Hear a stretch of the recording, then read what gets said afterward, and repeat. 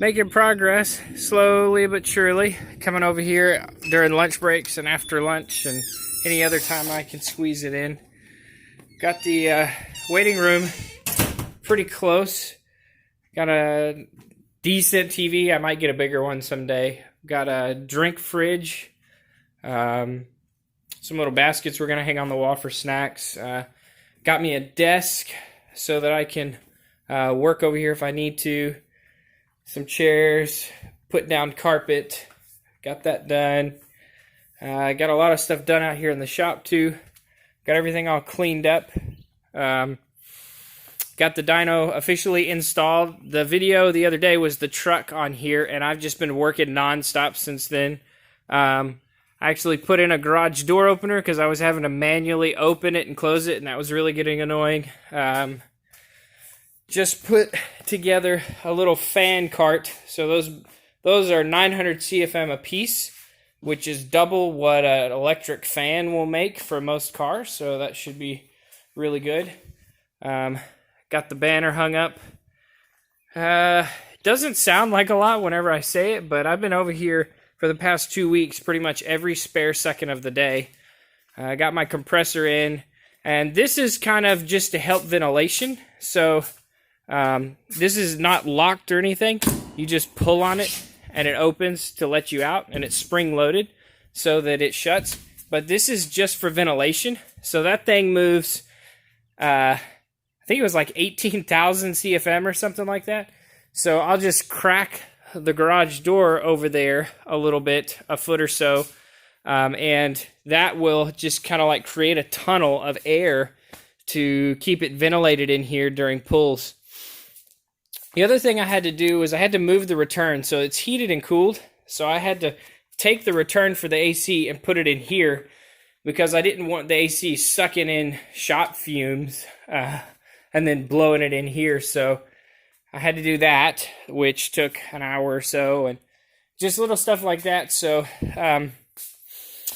now I'm over here on a Saturday afternoon. I'm just going to start learning the software because it's not... there are so many things. I mean, the user manual, I think, is like 900 pages. I mean, okay, so sorry, 300 pages long of how to use this software. I mean, and it's pretty intense. There's quite a bit of stuff in here. You don't really just put a car up there and then click go.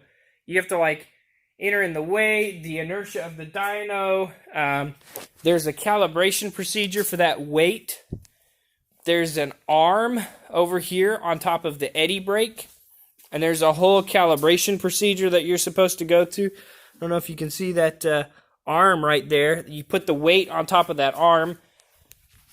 You go through a calibration procedure to make sure it's reading right. And then there's a whole bunch of different types of pulls you can do. You can do a pull with load, no load.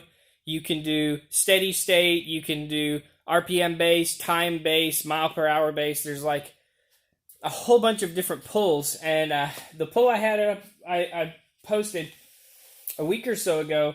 I only had it in second gear, and I told it to start at 2,000 and end at 5,000 because I didn't want to blow up my truck or something weird. You know, I was just monkeying around. So I didn't know how it worked because whenever I was reading through the user manual, it kept saying, you know, don't do this, don't do that because you'll damage the vehicle because that brake is so strong.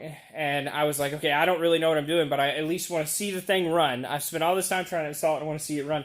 So I just put the truck in second gear, told it to start at 2,000, told it to end at 5,000, and just went for it.